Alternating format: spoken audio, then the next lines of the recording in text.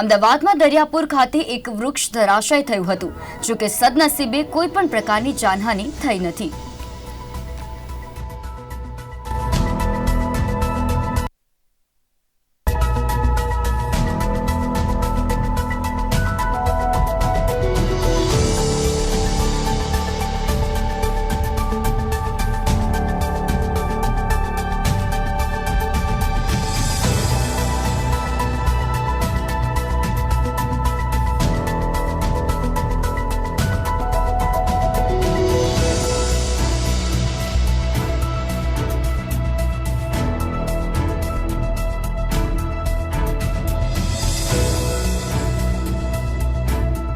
ગઈકાલ રાત્રિથી પડેલા વરસાદને કારણે અમદાવાદ મ્યુનિસિપલ કોર્પોરેશનની પોલ ઉગાડી પડી છે, કારણ કે ઘણા એવા વિસ્તારો છે કે જ્યાં વૃક્ષ ધરાશાયી થયા છે। અત્યારે હાલ દરિયાપુર વિસ્તારમાં હું છું ને, દ્રશ્યો આપને બતાવીશ કે જે પ્રકારથી આ જે વૃક્ષ છે, એક વિશાળકાય વૃક્ષ છે, મહાકાય વૃક્ષ છે કે જે ધરાશાયી થયું છે।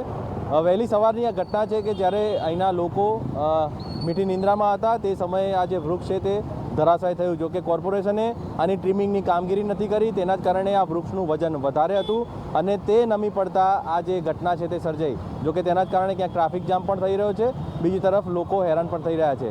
અને બીજી પણ બાબત એ છે કે તેની એકદમ બાજુમાં જે મકાનો આવેલા છે ને તે જ મકાનની ઉપર બીજો એક આ જ પ્રકારનું વૃક્ષ છે, તેમ છતાં કોર્પોરેશનનો કોઈ પણ અધિકારી તેને કાપવા માટે નથી આવ્યું। અને જો અહીંયા પણ કોઈ પણ હોનારત થાય તો જવાબદારી કોણ, એ એક મોટો પ્રશ્ન ઊભો થઈ રહ્યો છે। મારા સહયોગી બીજી તરફ પણ આપણે દ્રશ્યો દર્શાવશે કે જ્યાં આ એ જ વૃક્ષ છે કે આ જે વૃક્ષ ધરાશાયી થયું તે જ સાઇઝનું આ વૃક્ષ છે, અને જો આ ધરાશાયી થાય તો જવાબદારી કોની, કારણ કે એની નીચે ઘણા બધા પરિવારો રહે છે, અહીંયા ચાલી પણ આવેલી છે, રહેણાંક મકાનો છે, તેમ છતાં કોર્પોરેશને અહીંયા કામગીરી નથી કરી। જોઈ શકાય છે કે કેટલું મોટું વૃક્ષ છે અને એ જ વૃક્ષની બાજુમાં એક મકાન પણ છે, અને આ વૃક્ષ જો બીજી તરફ ધરાશાયી થયું હોત તો જેટલા પણ લોકો આ મકાનમાં રહેતા હોત તેમની પરિસ્થિતિ શું હોત તે આપ અંદાજો પણ નહીં લગાવી શકો। તેમ છતાં કોર્પોરેશનના જે આંખો છે તે ખુલતી નથી, લોકો હજુ પણ હેરાન થઈ રહ્યા છે।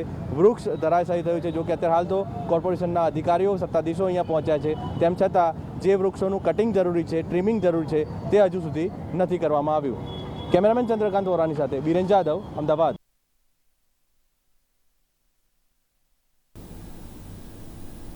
સાબરકાંઠા જિલ્લામાં મોડી રાત્રે વાતાવરણમાં પલટો આવતા હિંમતનગર, વડાલી પંથકમાં